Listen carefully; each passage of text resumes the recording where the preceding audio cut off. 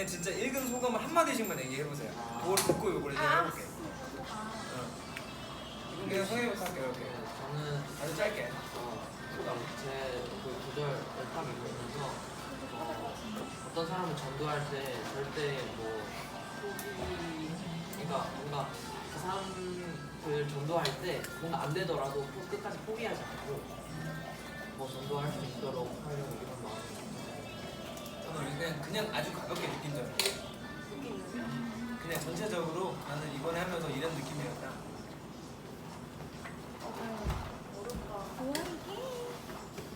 이게 뭐죠? 그럴 수 있어.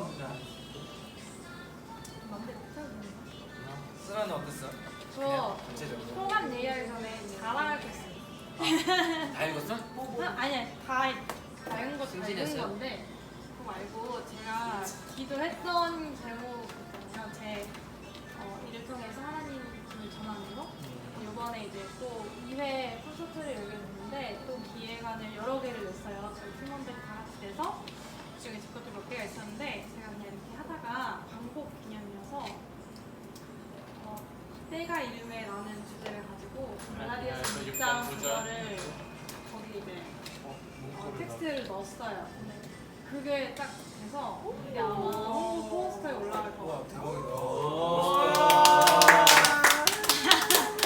대박이다.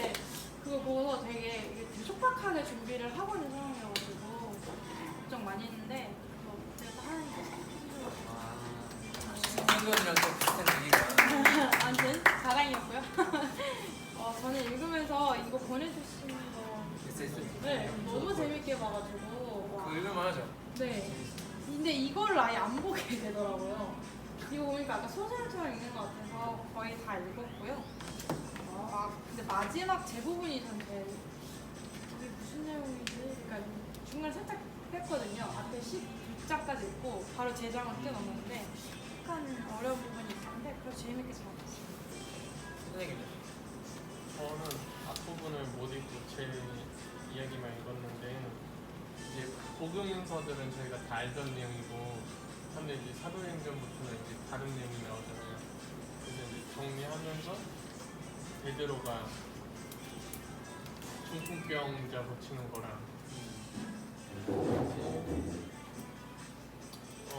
죽은 여인 또 살리는 거 요거를 이제 예수님 했던 일들을 또 제자들도 하니까 그걸 보면서도 저희도 그렇게 해야겠다. 네, 이따 자세히 나오는데. 저는 제가 신약성경 되게 많이 읽었거든요. 사도행전 굉장히 잘 알고 있다고 생각했는데 급하게 읽어서 그런지 계속 그 얘기가 그 얘기 같고 반복이 되는 것 같고 근데 어쨌든 예전 읽었던 소감은 이게 항상 읽을 때마다 저에게 다가오는 부분들이 항상 다르더라고요. 맞아요. 그리고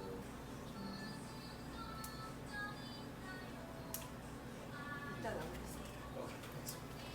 자 우선은 교재 146쪽이고요. 자 이 부분은 여러분도 읽을 거라고 생각은 되는데 이 복음서에 이어서 이 부분도 이제 역사적인 내용입니다, 사실. 그러니까 이제 사도행전이 지나고 나면 그 이후부터는 로마서부터는 이제 편지예요. 편지, 그러니까 계시록 전까지 편지들인데 여기까지 이제 복음서랑 사도행전까지는 역사서라고 불리는 역사적인 내용이죠. 그래서 이거 누가 썼을까요? 사도행전은 누가복음을 적은 누가가 적은 거예요. 그래서 사실은 누가복음 다음에 읽으면 조금 더 잘 이어지기도 해요. 그러니까 그 세트예요. 1편, 2편이라고 보시면 돼요. 자, 이 사도행전은 누가가 본인의 얘기를 적은 거야, 아니면 들은 내용을 적은 거예요? 여러분 읽어봤잖아요. 바울한테 들은 내용을 주로 적은 게 많아요. 본인 자체가 이 이야기의 등장인물은 아닙니다. 저자가. 그러니까 그런 점도 사실은 생각을 하면서 읽으면 이제 이해가 안 되는 부분이 이해가 되기 시작한 거예요. 오늘 아직 시작도 안 했는데 벌써 오랜만에. 아직 시작도 안 했는데. 힘내. 파이팅! 자, 여기서 사도행전에서 중요한 게 있어요. 뭐냐면 이 글에도 써 있는데 예수님을 믿는 밑에 두 번째 줄에 예수님을 믿는 제자들의 공동체로서의 교회. 자, 사도행전에 이제 처음으로 교회들이 등장을 해요. 복음서에는 교회가 없었어요. 예수님이 계셨으니까. 근데 사도행전부터 이제 교회가 등장하는데 여기 나온 교회들을 우리가 흔히 했던 말로 초대교회라고 부르는 거예요. 사도행전에 첫 번째 나온 교회가 예루살렘 교회, 그 다음 나온 교회가 안디옥 교회.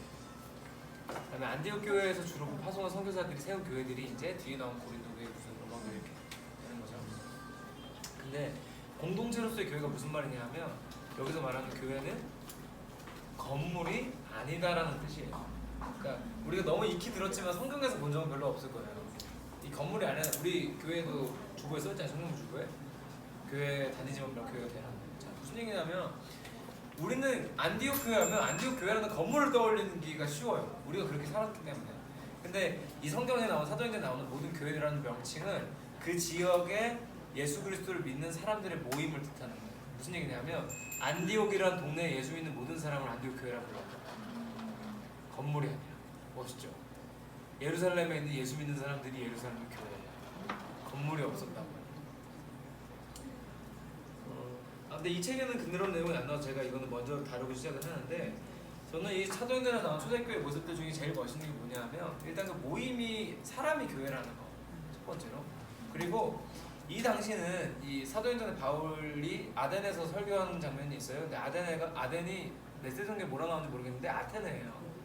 여러분 아테네 도시 아시죠? 그 아테네예요. 근데 거기는 그리스 로마 신화, 그죠? 신화가 아주 그냥 발달한 거지. 그래서 그때도 신전을 지어놓고 신전에서 이제 숭배하는 게 자신들의 예배 의식이었는데 이 당시 그리스도인들이 왜 웃겼냐면 그 사람들이 볼 때 건물이 없어 일단 그러니까 종교를 했는데 신전이 없어. 특별한 거죠. 그렇지 않아요? 그리고 모여서 뭐 예배 드린다고 하는데 이 사람들은 의식이 뭐였냐면 그 자기들 신전을 만들어 놓고 신전 안에 들어가서 다 정해진 의식이 있었어. 신들마다 다른 의식들을 했는데 이때 초대교회 교인들은 의식이라고 하는 게 모여가지고 지들끼리 연마들 이렇게 떠들다가 맘마먹고 헤어지는 것 같은 거야.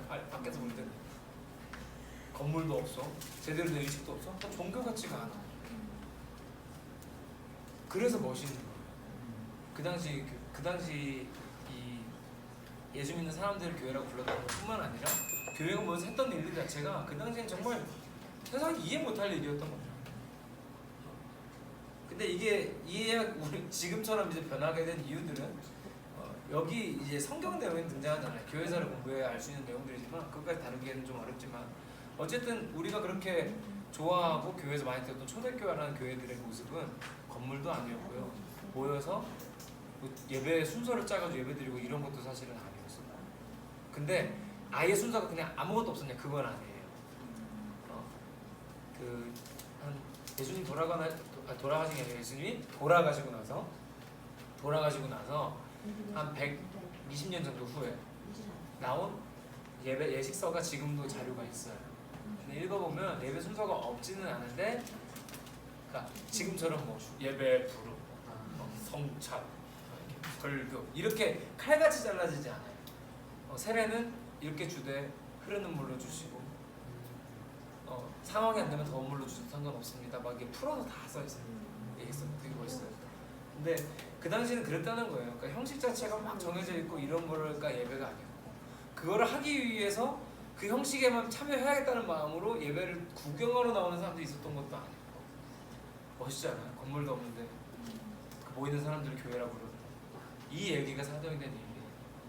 그래서 하나님 나라 확장이라고 이제 이 저자는 요 하이라이트 성경의 저자는 이 성경의 주제를 잡았는데 저도 일면 동의합니다.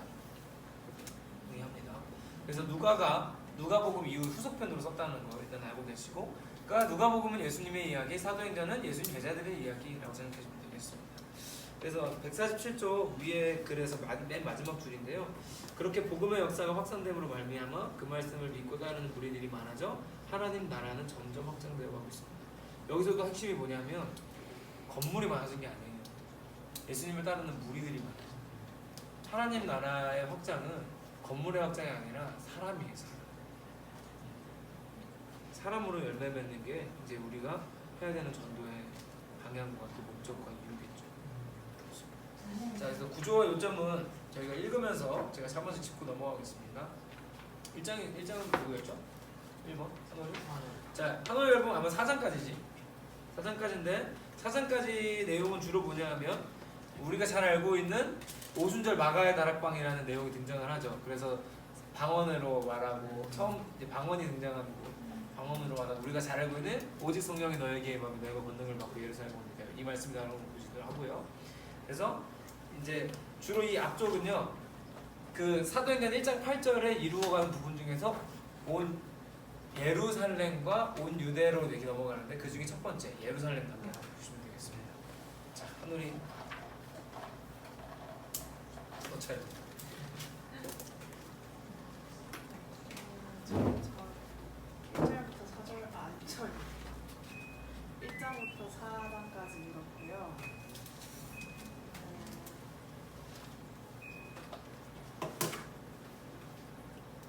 제가 느꼈던 좋았던 부분을 얘기하자면 3장에 12절에 보면 베드로가 이것을 보고 백성에게 말하되 이스라엘 사람들아 이 일을 왜 놀랍게 여기느냐 우리 개인의 권능과 경건으로 이 사람을 걷게 한 것처럼 우리를 주목하느냐 이렇게 자, 그 구절이 아니라 그 장면을 설명해줘요. 장면 너무 쉽잖아. 성전 미문에 갔어요. 그죠? 갔는데 거기 누가 앉아 있었지? 앉은 그래서 그거 어떻게 했어요? 고쳐줬어요. 고쳐줄 때 뭐라 그랬어요? 음과 금은 내게 없거니와. 아, 네, 그죠? 맞아요. 그것만 얘기해주면 되는 거야. 그럼 다 알아. 이게 어려워? 안 어렵지? 이렇게 해보니까. 그치? 내가 묻는 거에 대답만 잘해줘. 자, 뭐라 그랬다고요? 거기만 좀 읽어줘요. 뭐라 그랬다고 일으킬 때? 베드로가? 저 그거 체크를 안 해요. 6절. 베드로가 이르되 누가 보면 내게 없거니와 내게 있는 것을 내게 주더니 나사렛 예수 그리스도의 이름으로 일어났다. 그렇게 해서 성전 미문에 있던 안진뱅이를 베드로가 일으켰죠. 그래서 그 부분에서 이제 하늘이가 느낀 걸 얘기해 주는 거예요. 사람들이 베드로한테 이제 베드로를 신처럼 여겼다고 하거든요. 베드로가 하나님처럼 이렇게 여기고 그래서 이 사람이 아니다. 이것은 예수 그리스도가 하신 것이다. 한 것이 아니다. 라고 하시면서 되게 예수님이 빌라도가 예수님을 이제 살려주려고 했을 때 너희가 그런 예수냐고 시작해서 막 되게 사람들을 웃으면서 뭐라고 해주셔서 이 사람들이 약간 더 믿음이 커져서 무리들이 많아지는 걸로 알고 있어요. 그래서 이걸 보고 어떠한 일을 겪고 제 계획이 아니었는데 하나님이 이렇게 되게 해주셨을 때 자만할 수 있을 때 이제 이 말씀을 보면 내가 한 것입니다. 하나님께서 다 이루셨구나를 매일매일 떠올리면서 살 수 있을 것 같아서 말씀을 듣게 되더라고요. 네, 그렇습니다. 자, 이 장면에서 일단 짚고 싶은 거 짚고 부분에서 나눌 거 제가 나누고 넘어갈게요. 그 왜 베드로가 그냥 그래? 예수 이름으로 일어나 걸어라 해도 되는데 왜 음과 금은 다 없는데 예수님 이름으로 일어나 걸으라고 했을까요? 왜 돈 얘기를 했을까? 왜 돈 얘기를 했을까? 베드로가 이렇게 시대상이 그랬을까요? 돈이 있어야죠. 비슷한 것보다 뭐냐면 안진뱅이가 성전 앞에 앉아서 하고 있는 게 뭐였을까요? 돈 달라고. 귀걸이였지. 돈 달라는 거. 돈 달라는 건데 베드로는 봐봐요. 베드로는 예수님 이름으로 돈 이상의 것을 주는 거야. 야, 돈이 아니라 너 예수님 믿으면 일어날 수 있어. 봐봐. 이렇게 버린 거야. 이게 뭐냐면 그러니까 우리가 기대하는 거는 돈의 능력이라도 사실 하나님의 능력은 그 이상이라는 거예요. 베드로가 보여준 장면이 되게 중요한 거기도 하죠. 첫 번째로 이제 그런 거고. 두 번째로 베드로가 이렇게 하는 걸 보고 사람들이 아까 뭐라 그랬다고? 사람들이 베드로를 막 신격화하려고 했잖아요. 자, 한번 생각해 봅시다. 베드로랑 우리랑 급이 어때요? 그게 어때요? 우리보다 위 단계 아니에요? 이 천국에 가면 딱 이렇게 그걸 잘라서 이든 걸 어떻게 될 것 같아요? 가봐야 크게 제가 얼마나 많이 했는데. 시작할 것 같습니다. 베드로는 한 번 설교하면 3,000명씩 서로 회개하고 그래요. 되겠어요? 그럼요. 자 이게 제가 이게 왜냐면 카톨릭에서는 그러니까 성당에서는 성인들 그러니까 성인이 그냥 20살 넘은 성인이 아니고 성인 그러니까 베드로 그러니까 이 베드로나 이런 요한이나 이런 사람들을 성인으로 봐요. 세인트로 봐요. 그래서 성인 숭배하는 그 의식들이 그러니까 예식 자체가 있는지는 내가 잘 모르지만 성인을 숭배하는 날들이 있어요. 그게 원래 할로윈데이의 근본이었어요. 할로윈데이가 이제 그런 의미 원래 성인들을 기리는 의식이었는데 그게 세속화되면서 이제 귀신으로 바뀐 건데 이제 문제는 뭐냐면 베드로나 우리나 동급이에요. 같은 사람이에요. 그죠? 근데 약간 성스러워 보이고 성경에 등장하는 사람 막 성스러워 보이고 이거 아니라는 거예요. 이 얘기를 꼭 해주고 싶었어요. 그러니까 우리가 베드로의 이름으로 기도할 수 있습니까? 안 되는 거예요. 아까 사람들이 심각해하는 걸 베드로가 막은 이유가 뭘까요? 내가 하는 게 아니라 예수님 믿는 게 중요한 거야라고 강조하고 있는 거예요. 성경에서. 그죠? 우리도 좀 항상 고민해야 돼요. 여러분도 제가 이런 얘기 하는 게 되게 이상하게 들릴지 모르겠지만 절대 저를 보고 신앙생활 하시면 안 돼요. 나도 사람이고 언제 무너질지 모르고 여러분을 언제 실망시킬지 몰라요. 진짜 미안하십니다. 내 의도와 상관없이 그렇게 될 수도 있는 거예요. 그죠? 그래서 어떤 사람이든 신격화되는 건 교회 안에서 옳지 않습니다. 그런 부분이었고요. 그 다음에 사실 1장 8절은 꼭 하고 넘어가야 되는데 한번 펴보실래요? 1장 8절. 이게 이제 사도행전의 주제 말씀이에요. 그래서 우리가 그렇게 다 암송을 한 거예요. 자, 이건 한번 읽어봅시다. 8절 시작. 오직 성령이 너희에게 임하시면 너희가 권능을 받고 예루살렘과 옮겨와 사마리아 땅끝까지 내 증인이 되리라 하시니라. 자, 그래서 지금은 예루살렘과 이 부분이에요. 예루살렘은 우리 동네와 약간 이런 느낌이죠. 그렇습니다. 하고 1장은 그렇게 하고 그다음에 1장에서는 유다가 자살해서 죽었어요. 그래서 그 자리를 메꾸는 장면도 있습니다. 한 사람을 더 뽑았고요. 그다음에 2장에서 마가의 다락방에 사람들이 모여서 기도해서 성령 받아서 방언했던 이야기고요. 그다음에 이제 처음으로 그 성령을 받고 나서 베드로가 나가서 설교를 하고요. 거기서 주의 이름을 부르는 자는 구원을 얻을 것이다 라고 얘기하고 그걸 듣고 사람들이 회개를 엄청나게 해요. 그리고 나서 처음으로 세워진 교회가 세워지는데 그 교회가 바로 예루살렘 교회. 자, 무슨 뜻일까요? 예루살렘에 건물을 세웠다는 뜻일까요? 예루살렘에 예수를 믿는 사람들이 생겼다는 뜻이에요. 자, 그래서 그 사람들이 여기서는 근데 이렇게 나와요. 날마다 성전에 모여서 예배를 드렸다요. 제가 한 말이랑 다르죠. 무슨 얘기일까요? 예루살렘에는 옛날부터 예배드리는 성전이 있었다 없었다? 있었다. 솔로몬 때부터 이미 있었다. 예루살렘에는 이미 그때부터 예배드리는 성전이 있었어요. 그래서 예루살렘 교회는 감사한 거지. 가정 예배 이런 게 아니라 성전에서 몰려서 예배를 드렸는데 그럼에도 불구하고 그 성전을 교회라고 부른 게 아니라 사람을 교회로 불렀다는 거 잊지 마시고요. 그 다음에 4장에 가면요. 뭐가 나오냐면 이제 공동체 생활에 대한 얘기가 나오는데 책의 151쪽에 잘 나와요. 그래서 약간 이때 공동체 생활은 우리가 생각하는 그런 공동체 생활이 아니라 재산을 나눴어요. 약간 이단 같죠? 그 정도가 그 정도의 파급력이었어요. 그 정도 그때 예수님이 우리에게 주셨던 그 복음이라는 게 이 정도의 파급력이었어요. 모여서 각자의 제사를 공유하고 했던 이야기가 사전까지 나왔습니다. 자, 5장 넘어가겠습니다. 5장은 제가 하는 부분이고요.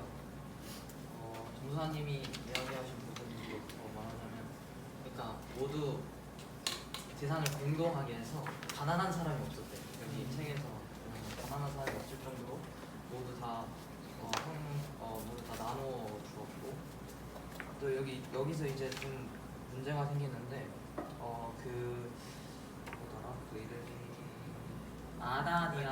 아나니아라는 사람이 있는데 그리고 그 부인이랑 그 같이 이제 그 뭐지 헌금을 떼 헌금을 빼먹어요. 헌금을 빼먹어서 헌금을 빼먹어서 성령을 속였다는 성령을 속였고 또 하나님의 거짓말한 것이므로 그래가지고 그 뭐냐 베드로가 즉각적인 심판을 해서 죽어. 둘이 갑자기 죽어요. 엄청 깜짝 놀랐어요. 그리고 실체를 취한 다음에 그 자리에서 그 다음에 누구지 부인이 또 죽고 무서운 그래서 여기서 이제 사건을 이렇게 여기서 말하고 있어요. 여기서 마무리를 잘해야 돼. 성경 이상해질 수 있어. 이 사건은 성령 충만한 공동체라도 제가 항상 틈탈 수 있다는 것을 가르쳐주는 그런 교훈을 주는 그런 5절에 있어요.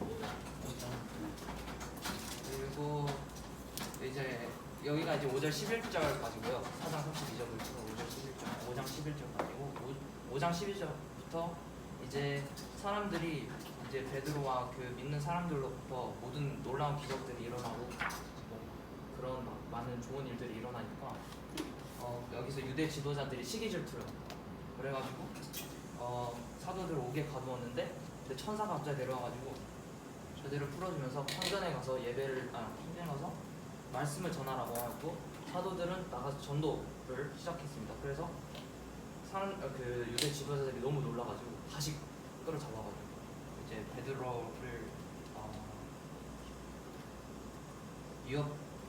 위협하는데 베드로가 여기서 이렇게 말해요. 사람보다 하나님께 순종하는 것은 당연한 일입니다. 왜냐하면 예수님이 죽으실 때 하나님이 다시 살리셨고 그 하나님이 이스라엘에서 변화된 삶과 죄의 용서의 선물을 주시려고 예수를 하나님의 오른편에 두셨습니다. 우리는 이 일을 증인하는 사람들이어서 이 일을 너희들이 막을 수 없다. 우리는 정말 하나님을 마땅히 순종해야 되는 사람이라고 그렇게 말하고 또 여기서 순종이란 것은 하나님이 성령을 주셔서 그 성령께서도 모든 일을 확증하실 때 쓰는 여기서 순종하는 사람보다 하나님께 순종하는 것이라 맞습니다. 그래서 이렇게 모든 박해가 있었지만 이 사람들은 그걸 이겨내고 오히려 더 기뻐하면서 오히려 더 전도하러 나가고 그래서 저 이 부분을 보고 쓰러질 게 아니라 오히려 더 기뻐하면서 하나님의 일을 전하는 본을 갖자고 생각했습니다. 자 여기도 나오는 거예요. 예수를 전하면 박해를 받는다 안 받는다? 받는다는 거예요. 그러니까 예수 믿으면 박해를 받는다는 게 정상인 거예요. 성경의 흐름대로면. 근데 그거에 결코 나한테 슬픔이 되거나 힘든 일이 아니라 오히려 기쁨이 되는 게 성경에 나오는 얘기인 거죠. 근데 이 앞에 했던 이야기 이거를 이제 잘 풀지 않으면 이렇게 사용되는 거예요. 여러분 교회에서 헌금 안 하십니까? 아나니아 삽비라 보십시오. 그 자리에서 죽었습니다. 여러분 헌금 안 하면 죽습니다. 실제로 이렇게 한 사람 있을까 없을까요? 있었어요. 엄청 많아요. 엄청 많아요. 근데 이거를 이렇게 읽으면 사도행전을 모르고 있는 거죠.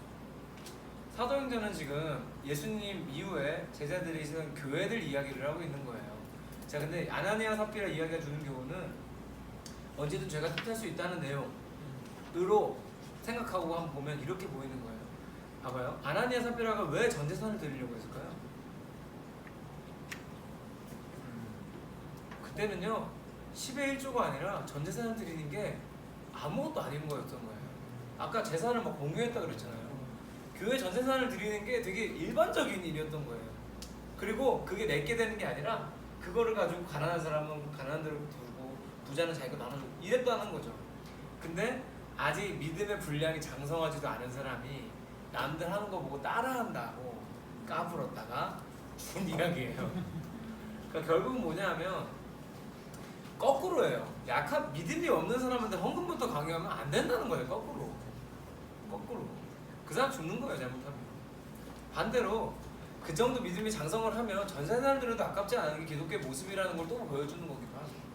그러니까 반대로죠. 우리가 사실 일반적으로 그러니까 너무 편협하게 이해했을 때는 반대로 이해가 되죠. 거꾸로. 그러니까 그렇게 봐줘야 되는 거예요. 아나니아 삽비라는 불쌍한 사람.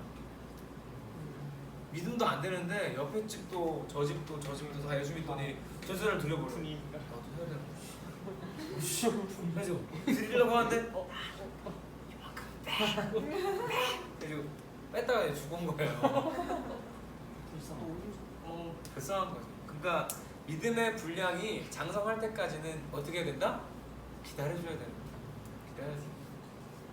그게 옆에서 한다고 다 할 것도 아니고. 만약에 옆집 사람들이 조금 더 성숙한 그리스도인들이 아마 그때는 어려웠을 거예요. 왜냐면 예수 믿은 지 얼마 안 됐잖아요. 이었다면 아이 그거 하기 싫으면 안 해도 돼 이렇게까지 또 갔으면 좋을 텐데 차라리. 그죠? 근데 극단적인 모습이긴 하지만 그런 내용이었다는 거 기억해 주면 좋겠다. 자, 그 다음에 7 지도자라고 이제 여기 책에는 되어 있는데 집사들이 세워집니다. 스빌브니 디마네, 스테반, 스필, 빌립, 아무튼 브로보로 해가지고 니가노로 해가지고 7명이 세워져요. 근데 자 이때 집사는 지금 집사랑 비슷할까요? 안 비슷할까요? 1도 안 비슷해요. 우리가 알고 있는 스테반 집사님은요 이 다음 6장부터 쭉 나와서요 뭐 하냐면 설교를 합니다. 길에 나가서 그리고 돌에 맞아 죽습니다. 이게 집사였어요. 집사는 교회에 앉아서 집을 어떻게 살까 고민하는 사람이 아니라 나가서 복음 전하다 돌 맞아 죽은 사람이 집사였다고요. 성경에 나오고. 자, 그거랑 지금이랑 같다 다르다? 원래는 같으면 좋은데 실제로 다르죠. 근데 우리는 너무 이 성경을 그 문자 그대로 읽는 건 당연히 조금 안 돼요. 위험한 부분이 많아요. 그런데 성경에 나온 이야기들을 판타지로만 받아들이는 경우도 안 되는 거예요. 아, 이때는 이게 되는 시대지. 뭐가 되는 시대예요? 지금 나가서 예수 전하다 돌 맞아 죽어요? 이때가 오히려 더 안 되는 시대죠. 근데 이때 세워졌던 집사라는 거 7명 세워진 이 사람들 7명이 보통이 아니에요. 왜냐하면 7명이라고 하면 교인이 별로 안 되는 애가 아니라 이 당시에 이미 베드로가 한 번 설교할 때 3,000명씩 회개했기 때문에 대형 교회예요. 심지어 남자만 3,000명이에요. 여자 아이 다 빼고. 그 교인이 15,000명이라고요. 15,000명 중에 7명이면 아무나 뽑혔겠어요? 아무나가 아니에요. 자, 집사 아무나 한다 알았나? 원래 아무나 하는 거 아니에요. 아무나 하는 거 아니에요. 그러니까 우리가 교회 안에서 이제 직분을 받는다는 것 자체가 사실 굉장한 일인 거예요. 더 예수 위해서 살겠습니다. 나는 박해를 달게 받겠습니다라고 고백하는 거랑 똑같은 거예요. 그래서 이게 사도행전이다. 너무 멋있는 거죠. 자, 그 다음에 이제 8장까지였지. 네. 그 다음에 여기서부터 이제 유대와 사마리아까지 이제 확장이 됩니다. 유대와 사마리아. 그러니까 예루살렘은 서울이었다면 그거보다 조금 더 큰 동네로 이제 나가는 거예요. 그러면서 이제 빌립이 전도하는 내용 나오고요, 스데반 죽인 내용 나오고요. 그렇습니다. 네, 여기는 넘어갈게요. 그 다음에 9장 넘어가겠습니다. 9장. 저요. 네. 저는 9장에서 12장까지 읽었는데 큰 사건들로 정리하면 이제 사울이 제자들에게 위협하고 죽이려고 하는 그 사건이 있었고, 이제 8년 동안 중풍병으로 고생한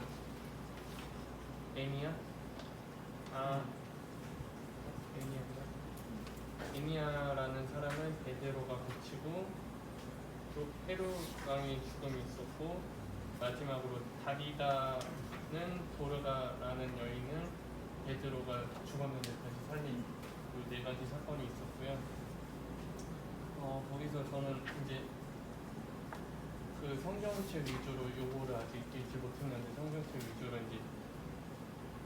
이제 마음에 와닿았던 문구를 정리하면 10장에서 이제 9절에서 16절 말씀이, 여기서 이제 베드로가 이제 하나님하고 이제 대화하는 중에 이제 네발 가진 짐승과 기는 것과 공중에 나는 것들이 있는데 하면서 이제 하나님께서 그것을 잡아먹으라고 말씀을 하셨는데, 이제 베드로가 자기 생각으로 그것들이 이제 뭐 온전하지 못하다, 뭐 안전하지 못하다, 좀 더러운 것이다 생각해서 먹을 수 없다 이렇게 해서 신랑이라 하다가 이제 3번이 있고 나서 이제 내가 다 온전하게 한 것이니 먹어도 된다 해서 이제 먹게 된 거를 보고, 저는 여기서 느낀 점이 저희 베드로를 저희 시대 이제 크리스천이나 청년들이라고 느끼고 여기서 이제 예수를 믿는다고 하지만 내 생각,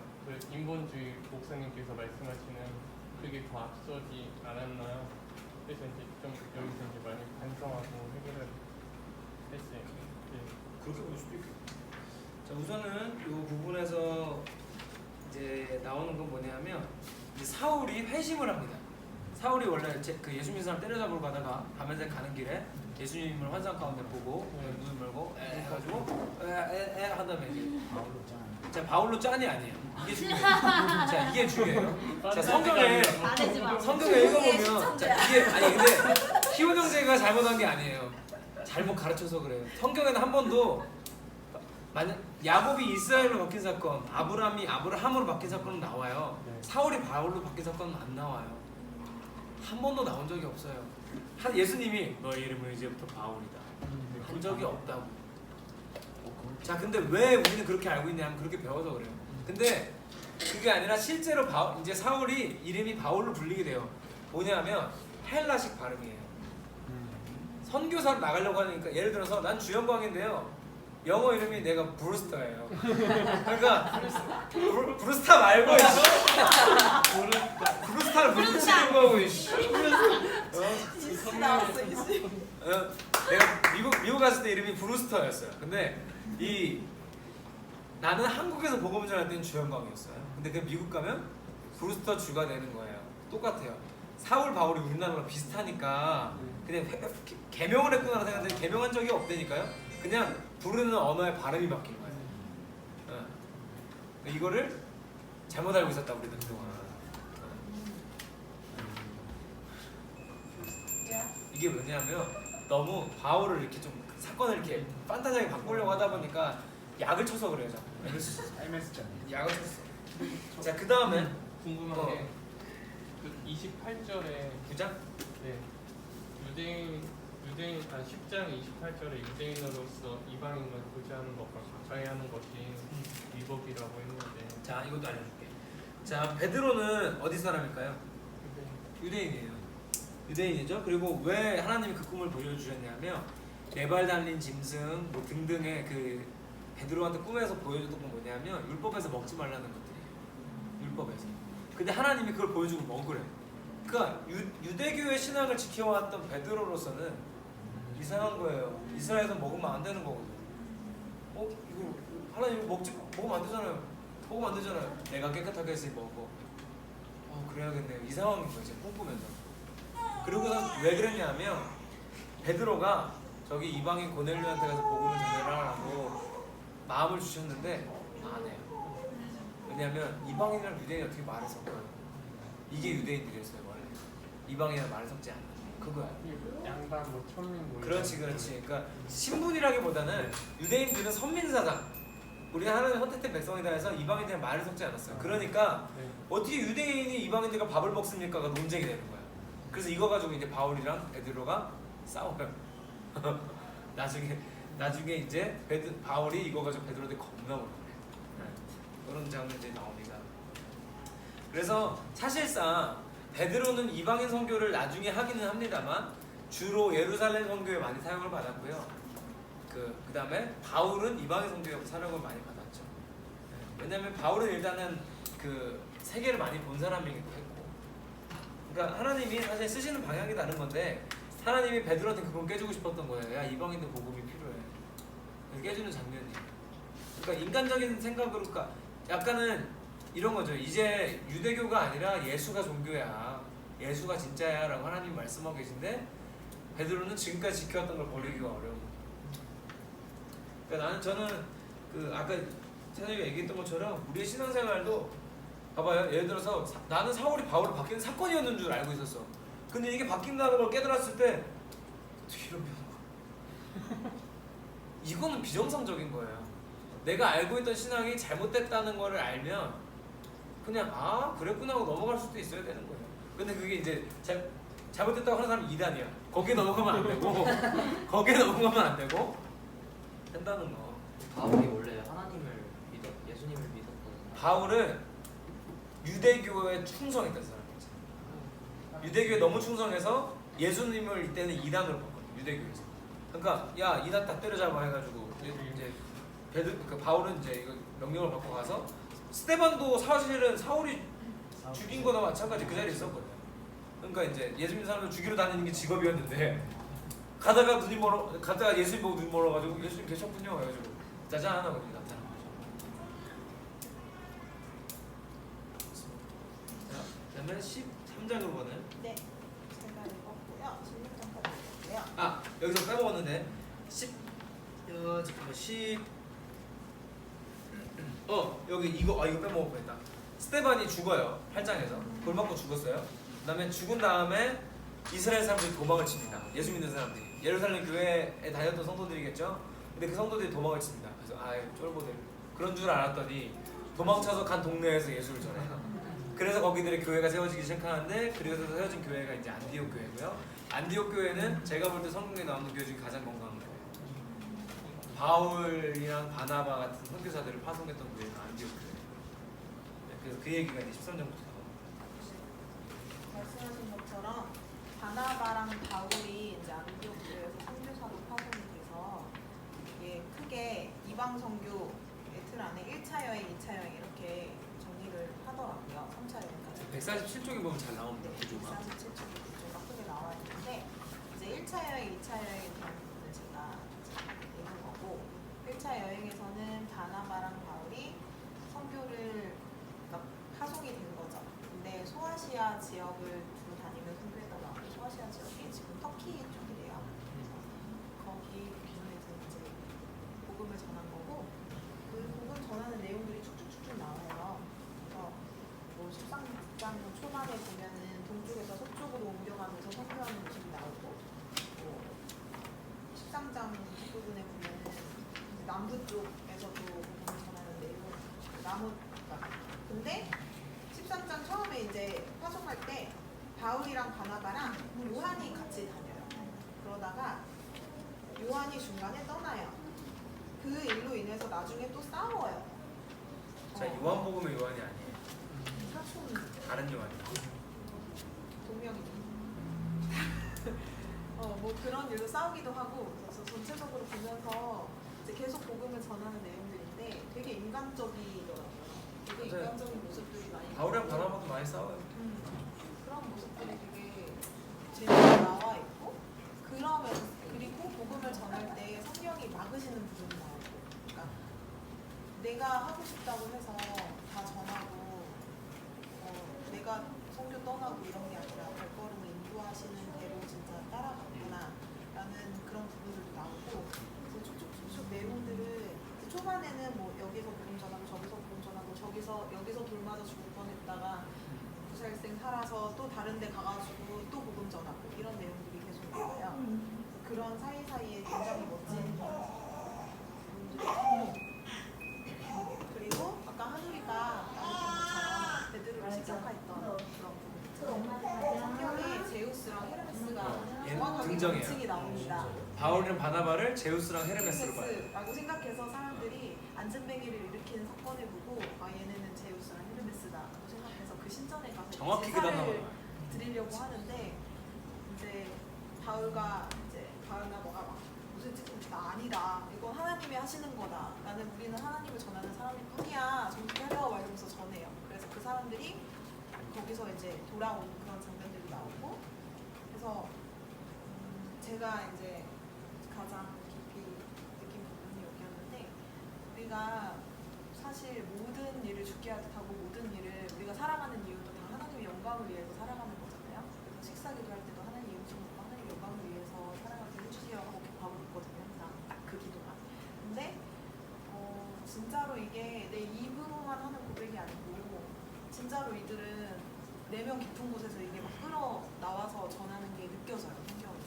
그래서 나도 진짜로 이렇게 전하는 사람이 돼야지 생각을 다시 한번 할 수 있었고 또 쭉쭉 다니다가 아마 다들 아시는 부분이 제가 읽은 마지막 부분에는 이제 16장 부분인데 160쪽이 나오거든요.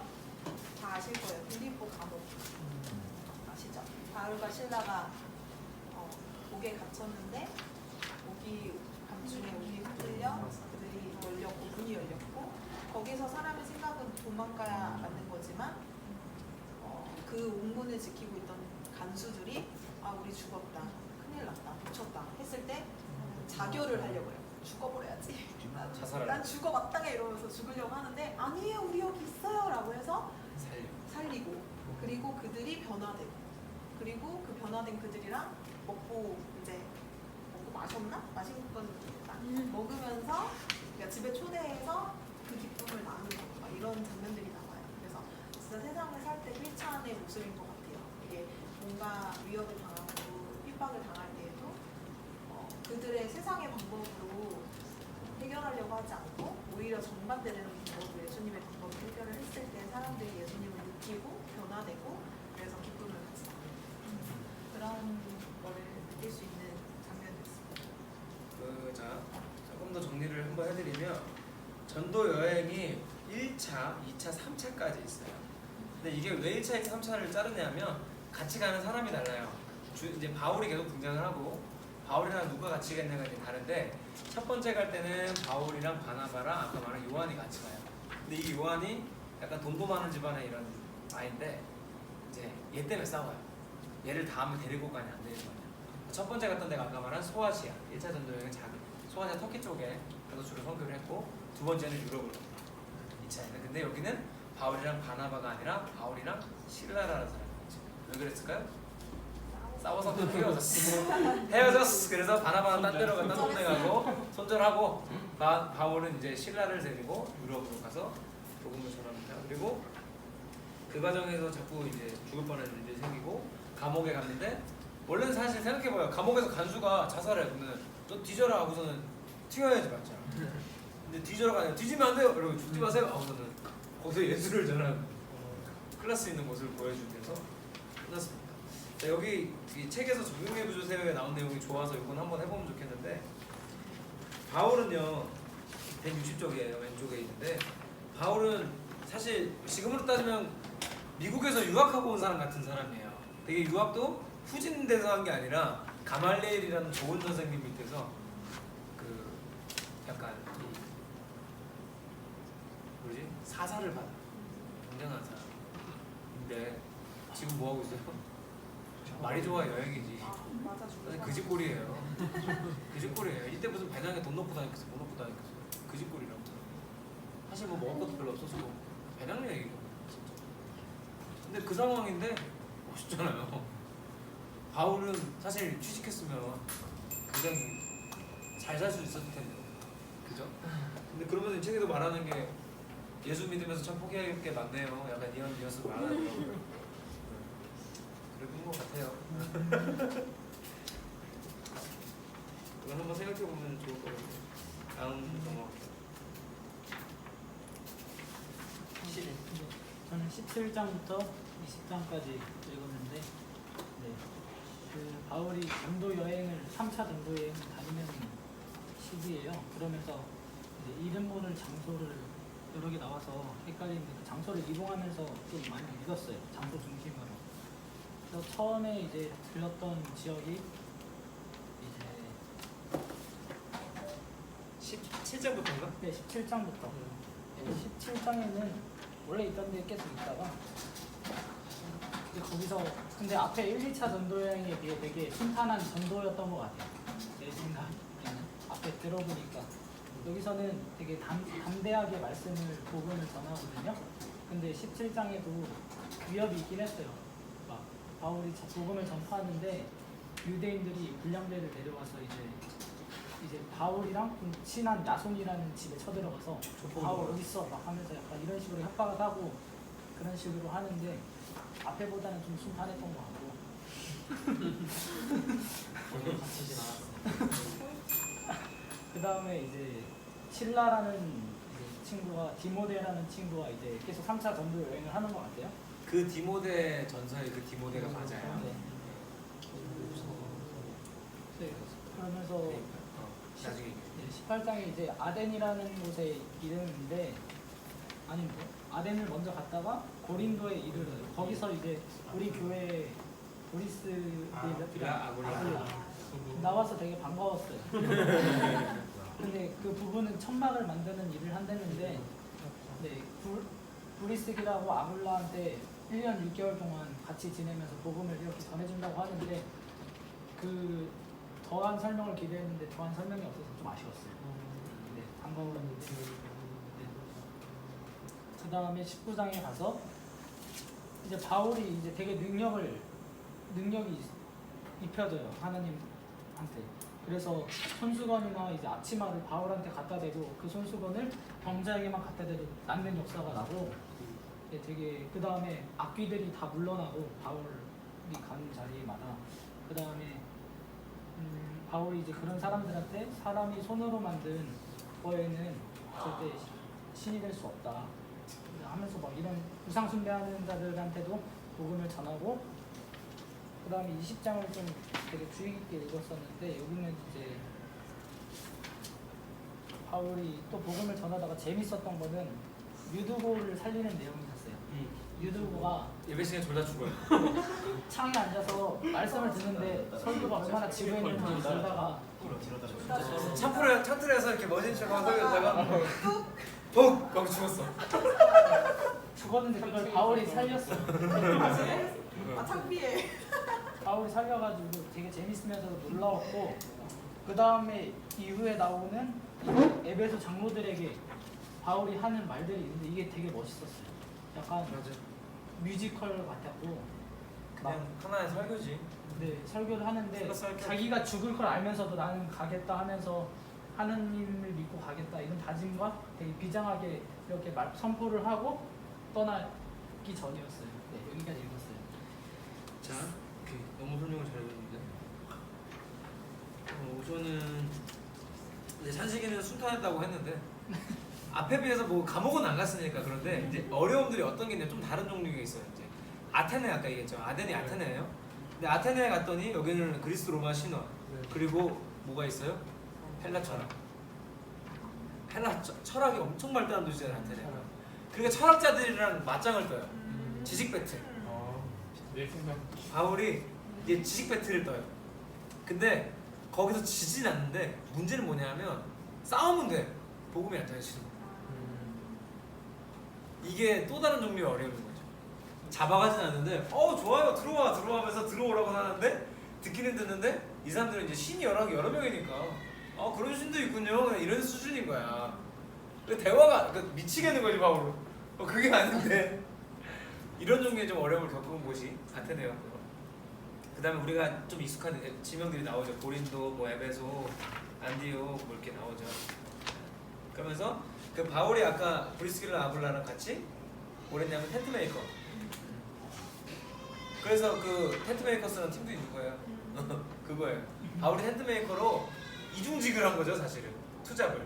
복음을 전하면서 내때는 텐트 만들어서 돈 벌고 했던. 주로 예수님이랑 바울 이런 사람들은 다 힘쓰는 일을 했어요. 텐트가 지금 말하는 우리 원터치 텐트 막 이런 거 아니고 말뚝 빻고 나무 자르고 이런 거예요. 저 궁금한 게 있어요.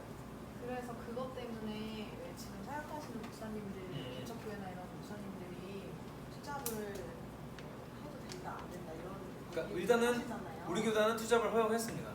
네.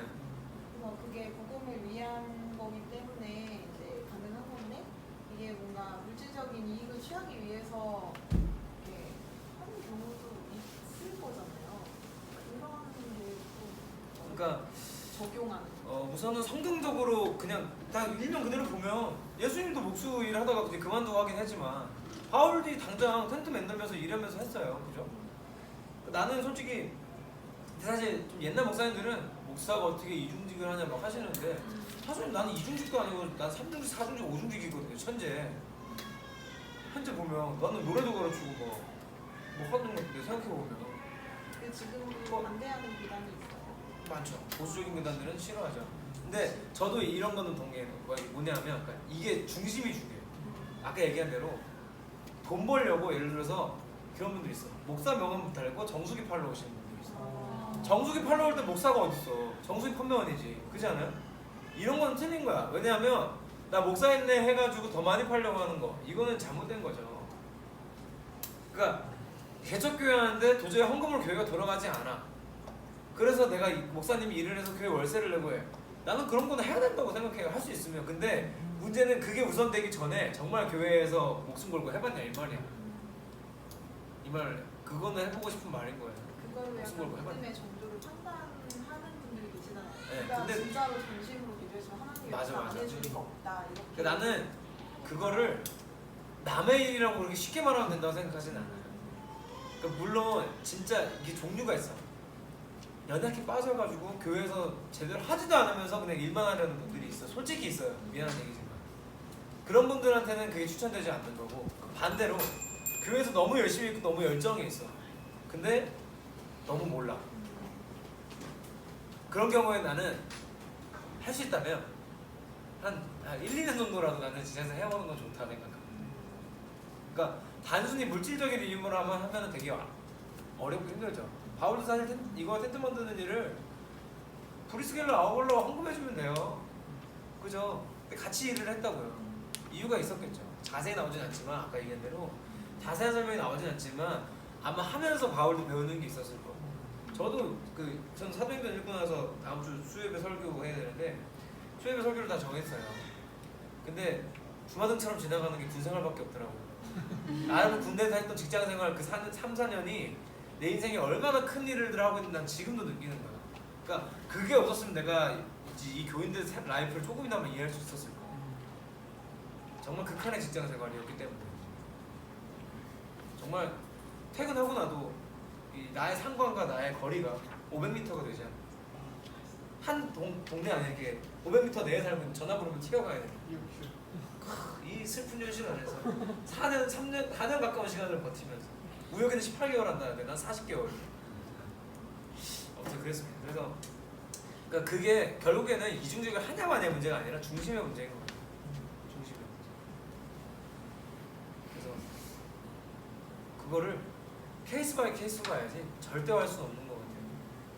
이게 내가 확신이 없는 게 아니라 나는 이게 답이라고 생각해. 어떻게 해주겠어요?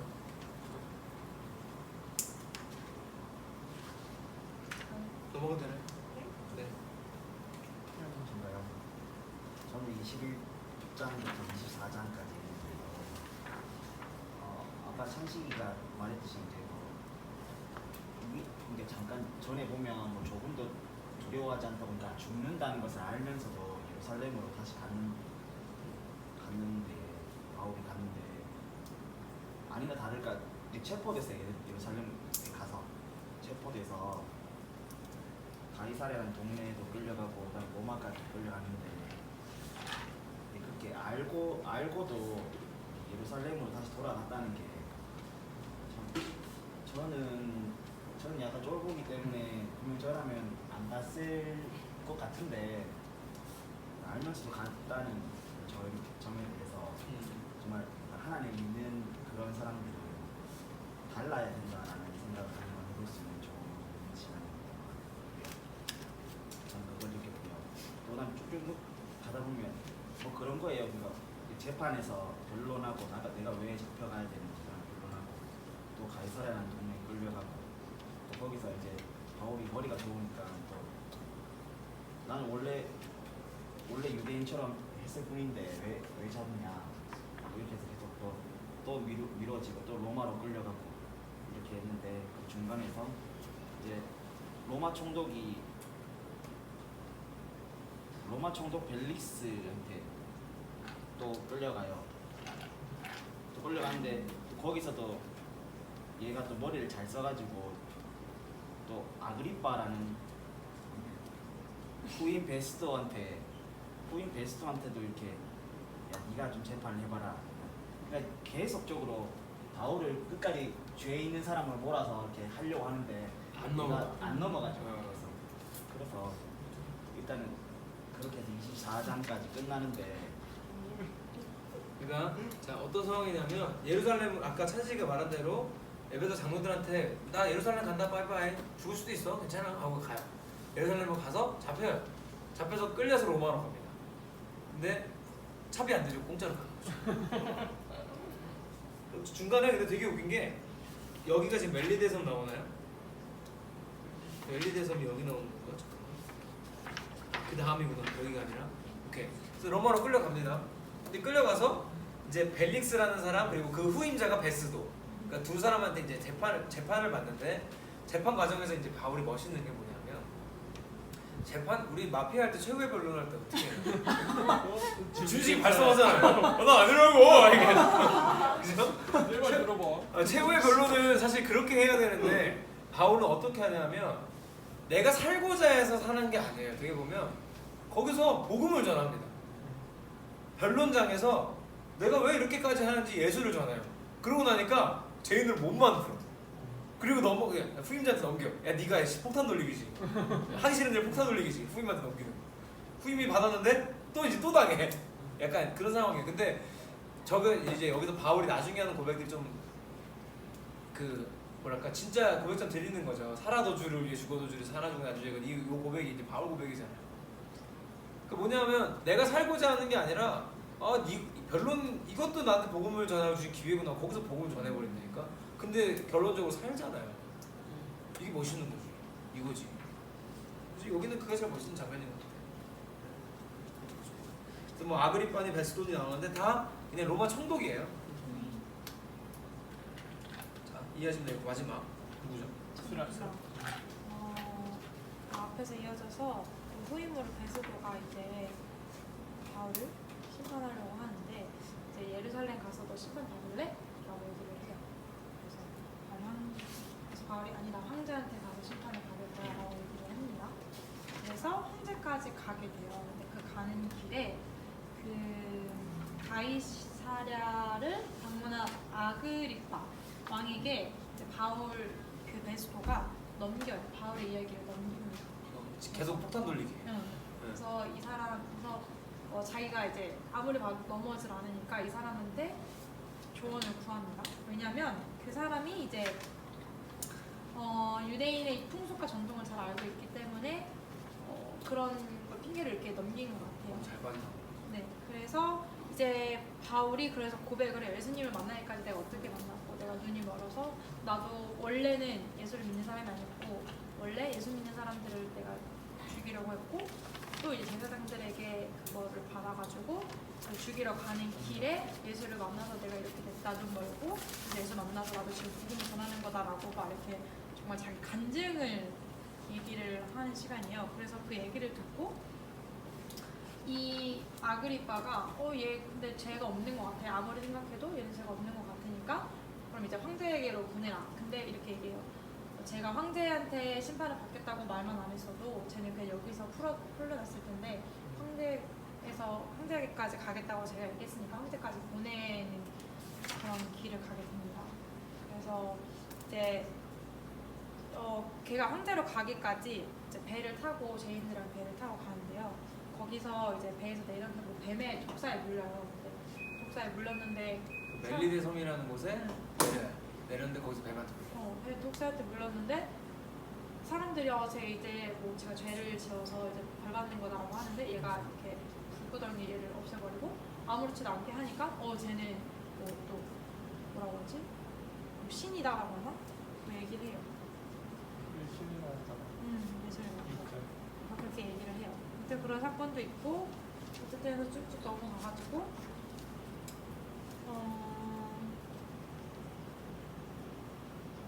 뭐가 있을까? 26장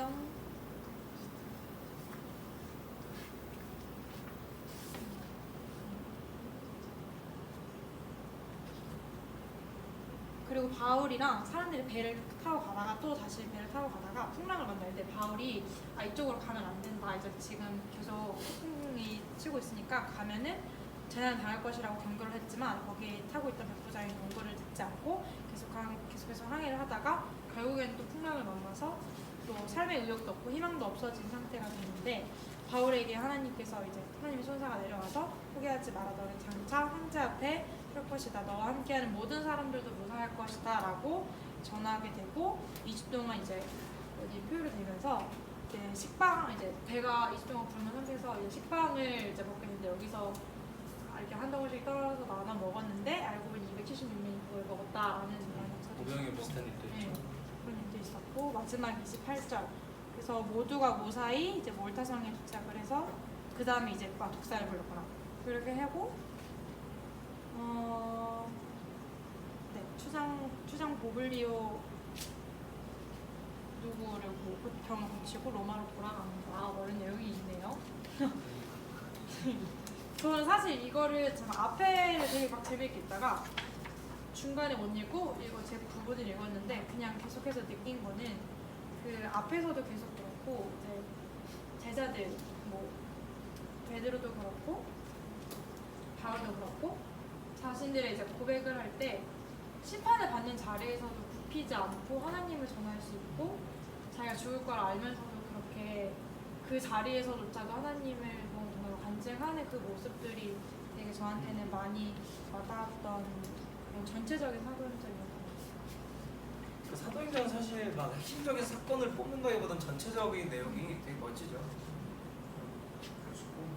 그렇고 그러니까 보면은 하나님이 로마로 데리고 가는 방법도 참 희한하죠. 근데 로마로 가는데 차비를 안 쓰게 하기 위해서 나라 돈으로 제수들과 함께 이동을 시켜주고 가는 길에 백부장이랑 배틀이 붙는 거예요. 그래서 바울은 지금 이리로 가면 망해요, 죽어요. 백부장은 이제 또 안 굽히는 거지, 지시니까 아니야 괜찮아 나 믿어봐 하고 딱 가는데 풍랑을 만나. 그러니까 사람들이 바울 살짝 이렇게 됐는데 거기서 이제 딱 도착한 사람이 멜리데서 거기서 겨우 살아. 근데 거기서 살았다 하고 내렸는데 거기서 뱀에 근데 거기서 또 살리네. 밤 날기네 하니까 이제 거기서도 무슨 얘기 상황이에요 지금? 제수들이 로마로 끌려가는 상황에서도 하나님이 바울을 통해서 계속 역사하시죠. 그러니까 바울은 이런 확신이 있는 거예요. 이런 확신이 있으니까 바울이 이걸 알고 움직였나요 그 전에 재판 받을 때? 모르죠. 우리는 알고 읽으니까 이게 와 재밌다 하지. 바울은 모르잖아요. 모르는데 나 로마 갈게요. 황제한테 갖다 줘봐요. 진짜 멋있는 거죠 사실은. 알지 못하는.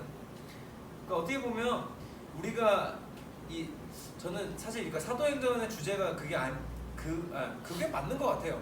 되게 세상 속의 그리스도인으로 어떻게 살아야 될지 되게 멋지게 좀 보여준 것 같아요. 좀 극단적인 애들이라고 볼 수 있지만 우리한테도 충분히 지금 적용할 수 있는 것들이라고 저는 생각을 하면서 좀 특히 읽었어요. 그래서 그냥 전체적으로 읽었을 때 저는 되게 이거 읽으면서 직업 소명론이 생각이 났어요.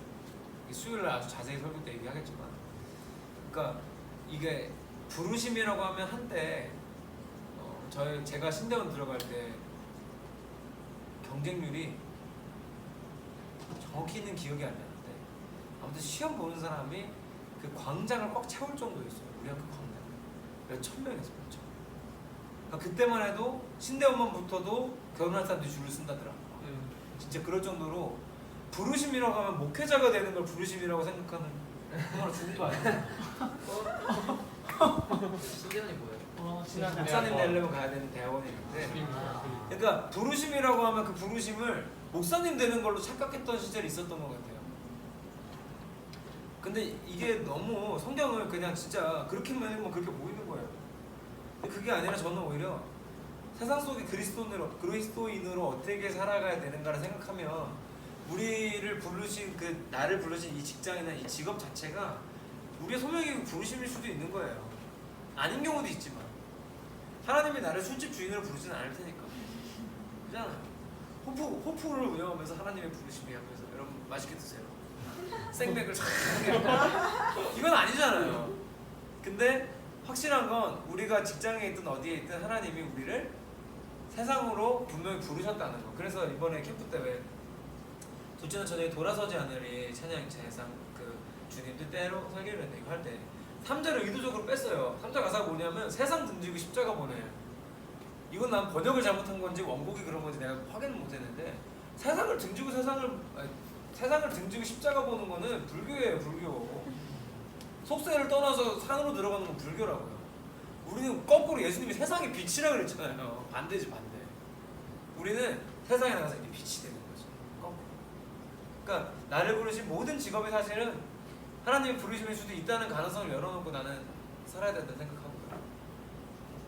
그러면은 이게 사실 우리 삶의 태도에 미치는 영향이 엄청난 거예요.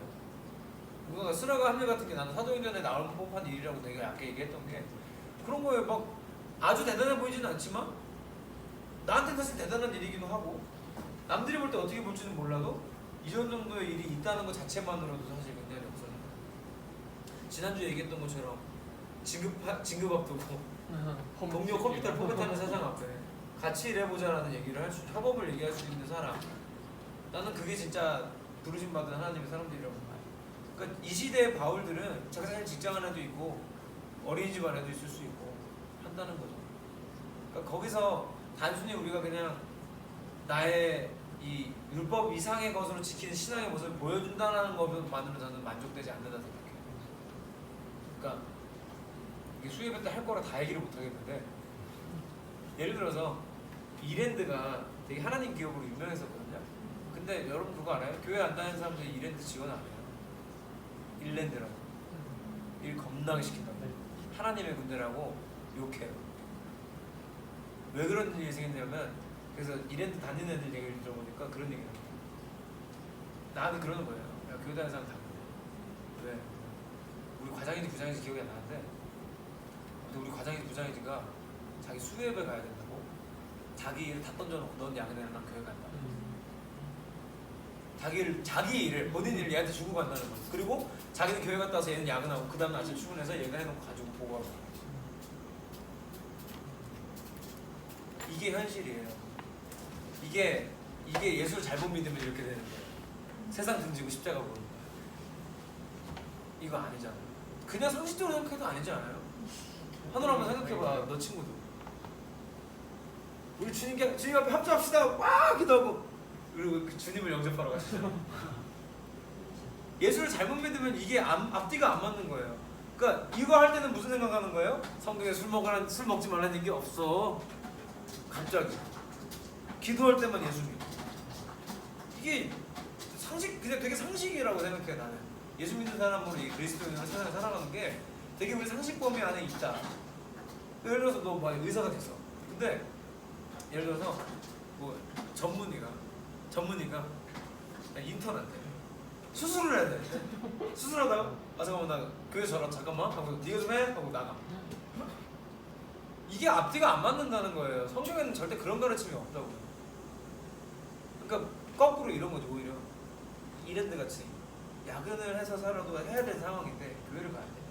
나 같으면 교회를 가야 다시 출근하겠어. 난 실제로 그렇게 했어요. 아니면 그 다음날 아침에 한 3시간 일찍 출근하든가. 그렇게 자기가 하면 될 걸 왜 밑에 사람들을 조지냐. 그거 아니란 말이야. 조진 거야 그거. 진짜. 그러니까 저는 예수 믿는 사람들 치고 사장이고 부장이고 하는 사람들 중에 칭찬받는 사람을 난 많이 못 본 것 같아. 주변에서. 아쉬워요. 그래서 우리가 이 사도행전을 읽음으로써 전도해야겠다는 마음이 드셨다면 전도가 꼭 바울분들처럼 나가서 하는 것만 전도가 아니에요. 우리가 직장이나 나의 사업장이나 뭐 나의 삶의 자리에서 어떻게 하느냐가 결국은 전도란 말이죠. 난 그래서 이 업무적으로도 그리스도인들이 굉장히 나는 모범이 됐으면 좋겠다. 저 사람이랑 일하면 되게 편하더라. 저 사람이랑 일하면 편하다는 게 내가 다 해줘도 편한 게 아니라 대화가 통하고 무슨 말을 해도 좀 이렇게 말을 해도 뭔가 편해. 생각해보면 되게 힘든 말인데 내가 듣기가 편해. 약간 나네. 약간 이런 사람도 좀 위험한 거야. 다른 사람 생각을 좀 들어봐야 돼. 그래서 제가 지금 이 사도행전 읽으면서 딱 옛날 생각하면서 이제 군생활 생각하면서 생각이 들었던 게 뭐냐면, 나는 그때 단순히 내가 술을 가져라고 막 이런 것 때문에 그분들이 나한테, 우리 대대장님이 술만 먹으면 나한테 했던 얘기가 나도 교회 다니는데 너처럼 해야 되는데 미안하다. 근데 난 단순히 내가 진짜 술 안 먹은 것 때문에만 그런 줄 알았는데, 지금 돌이켜 생각해보면 이 사람들 입장에서 정말 이해 안 되는 사람이었던 것 같아요. 제대할 사람이 왜 저렇게 일하지? 막 이런 거. 진짜. 왜냐면 나랑 비슷하게 들어온 애들은 다 개판치거든. 진짜 미안한 얘기지만 진급할 생각이 없고 여기서 나갈 거야. 여러분 나가는데 잘리지 않는 직장이 있다면, 언제가 3년 뒤에 나가는데 잘리지 않아요. 그런 직장이 있다면 여러분은 똑같은 월급을 받는다면 열심히 하겠어요? 안 하겠어요? 그러니까 근데 교회 안 다니는 사람들 그게 없어. 그러니까 다 개판 치는데 나는 맡겨놓으면 진짜 안 나갈 사람처럼 일하니까 나는 지금 와서 그 생각이 들더라고. 아 그래서 그랬나? 그러니까 전 진실은 모르겠죠.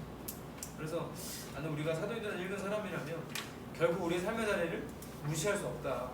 네, 결론을 내지면서 가고 싶습니다.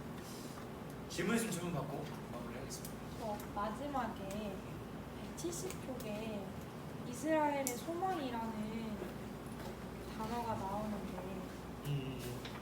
여기서 이스라엘의 소망이 제가 26장에서 21절에서 23절을 읽었을 때 온 세상으로 전하려는 바울을 유대인들이 죽이려고 했다. 뭐 하나님을 유대인 본인에게만 묶어주려고 한다라는 얘기가 나오는데 여기서 이스라엘의 소망이 이방인들에게 예수를 전하는 건가요?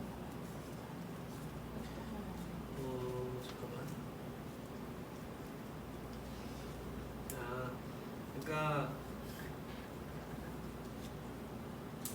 여기서 그러니까 이스라엘의 소망이라는 거는 사실상 이스라엘 사람, 그러니까 이스라엘에 있던 소망이라고 보는 게 많으니까 이스라엘이 소망이다가 아니라 이스라엘에 있던 사람들이 품고 있던 소망이라고 보는 게 맞아요.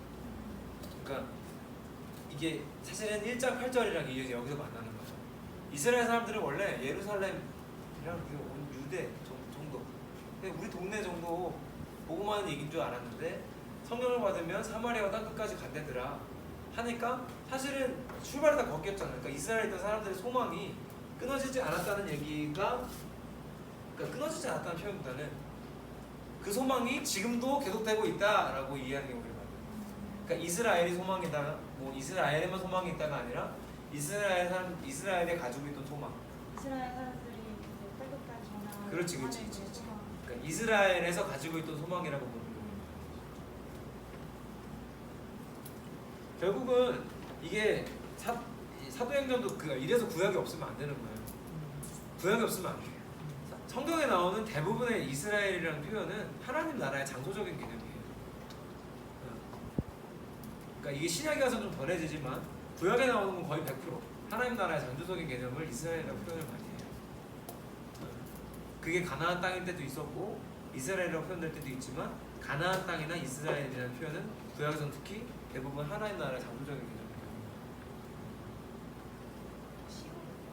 시온도 비슷한 거예요. 비슷한 거예요. 그러니까 시온의 영광이 빛나는 아침을 생각을 하셨을 거 아니에요.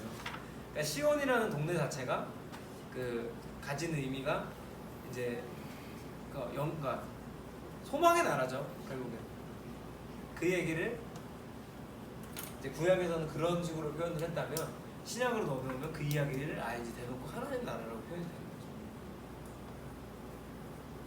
오늘 어려웠어? 사도행전 그래도 할만한 책이야. 이 정도면 굉장히 할만해. 근데 이제 진짜는 여러분 이제부터예요. 로마서가 굉장합니다. 로마서 말이 어려워. 왜냐면 로마서는 교리서예요. 교리서. 그러니까 굉장히 신학적이에요. 그리고 사도행전이 전에 이제 가보문서에 이어서 가보문서에서 성령을 약간 소개했다고 하면 그럴 때 사도행전에서는 성령님이 역사하시는 걸 따라서 미치게 보이더라고요. 맞아. 왜냐하면 사실 복음서까지는 예수님이 계셨기 때문에 성령님의 역사가 두드러지게 나타나지는 않아요. 근데 예수님 말씀하신 대로 내가 가야 너네한테 성령을 보내줄 수 있다 라고 하시고 승천하신단 말이죠. 그리고 나서 성령이 오시고 성령 1장 8절이 그래서 중요한 거예요. 성령 받은 사람들이 했던 이야기가 이렇게나 많은 거죠. 진짜 세계로 뻗어나가요. 사실 바울 정도 이 시대에 바울 정도 왔다 갔다 한 거면 거의 세계 일주한 거예요. 지금으로 따지면. 그렇잖아요. 이 시대에 뭐 거의 걸어다니거나 말 타고 다니거나 뭐 제일 좋은 수단이 배야. 근데 그나마 풍랑 만나면 막 이 사람들 떨어지고 막 그래. 그지 않아요? 그러니까 거의 바울 정도면 세계 일주했다 라고 보고 싶어요. 좋아요. 좋은 얘기들 많이 했습니다. 네, 그래서 로마서는 총 자, 다행인 건 분량이 많지는 않아요. 분량이 많지는 않은데 8장을 누가 얘기했을지 모르겠지만 8장 읽는 사람이 잘해야 된다. 기자의 의미 있어. 내가 제일 좋아하는 근데 로마서. 그러니까 어려운 사람들은 특히 메시지 성경을 읽으세요. 그가 절대적이기 때문이라는 게 아니라 굉장히 로마서 5장 장절 구분도 없이 되게 이해하기 쉽게 쳐놨어요. 로마서 제일 좋아해. 되게 장절 구분 없이 장절에 매이지 않고 이해하기 쉽게 풀어 쓴 성경이기 때문에 그러니까 예를 들어서 뭐 면리를 갔어 막 이런 표현이 아니라 몇 킬로를 갔다. 우리가 알 수 있는 표현으로 나온단 말이죠. 이거 좀 좋겠고 이거는 몇 장씩 읽어야 되지 그러면? 분명히 3장이 있는 근데 이게 무슨 뜻이에요? 이신칭의 의롭다 칭하심을 받았다. 믿음으로 의롭다 칭하심을 받았다는 뜻이에요.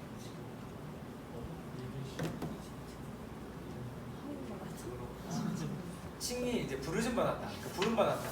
의롭다고 불러지게 됐다는 거죠. 믿음으로 칭함을 받았다. 믿으심. 믿을 심자예요. 그러니까 믿음으로 죄인이 의인 되었다라고 보면 더 쉽겠죠. 자, 그러면 나눠봅시다.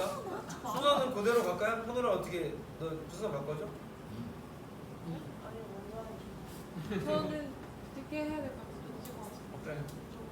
요 순서 그대로 갈게요. 1, 2, 3, 자 그러면은 네, 여기 1, 2, 3, 4, 5, 6, 7, 7, 8, 8, 90 90, 11, 12, 13, 14, 15, 16. 이제 7, 8이 누구라고? 이제 네. 세 장이네. 아, 여기서 잘해야 돼. 8장이 제일 중요해. 팔자. 로마서 8장 세 장씩이죠. 나랑 아니 스라란. 차시간 2장, 스라란 이건 누구야? 궁금한 그 빌립이 그 에티오피아의 그 내시를 이제 세례를 하고 하나님의 영으로 막 사라졌다고. 많이 하십니다. 빌립 내시 읽은 사람. 네? 빌립이 그 에티오피아 내시 전도하는 거 읽은 사람. 여기 154. 아 너가 읽은 부분이구나? 네. 빌립이 보통이지. 그 제가 그 메신 그걸로 읽었는데 거기서 하나님 이거를 그 빌립이 그 성령을 그 성령을 하고 갑자기 8장 4절부터 나오는데 거의 끝에 하나님의 영으로 사라져가 주신지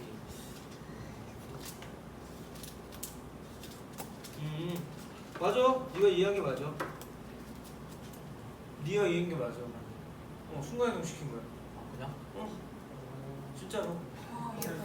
갑자기 사라졌어. 8장 39절에 보면 둘이 물에서 올라올 때 주의 영이 빌립을 끌어간지라 내시는 기쁘게 길을 감으로 그를 다시 보지 못하네. 그러니까 이런 갑자기 상황이야. 하나하나 간줄 알았어. 그런 상황이야. 빌립이 예수를 전했어. 대박 사건. 저 세례 받을래요. 예. 알았어. 물 있다. 세례. 하고 싹 나왔는데 싹 없어졌어. 없어졌어. 그러니까 딴거 순간에 그래서 엄청 순간이동 맞아. 해리포터 말 그대로 주의 영이 빌립을 이끌어갔지.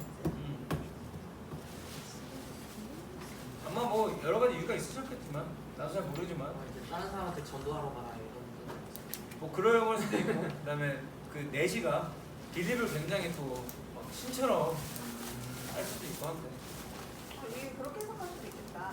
둘이 물에서 올라올 때 주의 영이 빌립을 이끌어가. 주의 영이 이제 성령님이 이끌려서 빌립이 갔어. 간대. 그리고 내시는 기쁘게 길을 갔어. 내신 내시대로 기쁘게 길을 감으로 그를 다시 빌립 시간이다. 둘이 서로 이제 성령이 이끌려서 전하러 갔습니다. 그러니까 이렇게 해석이 되지 않을까요? 내시가 얼마나 놀랐을까? 그냥 내시는 길을 뭐야 어디였어? 나 가야지 여기 있는데 그런 상황인 거지.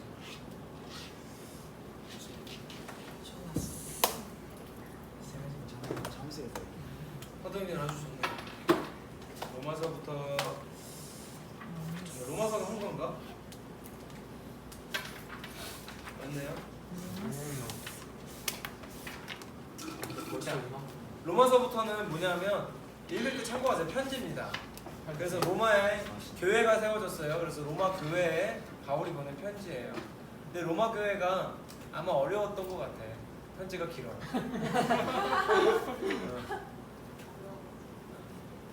근데 하나 어려우면 메시지 성경을 읽어. 저도 아주 재밌어. 요 개혁 개정은 진짜 되게 어려운 한글이야. 한글 중에서도 진짜 어려운 한글이라 거의 한자에 가까운 한글이고. 자 오늘은 그러면 지난주 수라 했으니까 우리 마무리 기도. 있어요. 마무리 기도.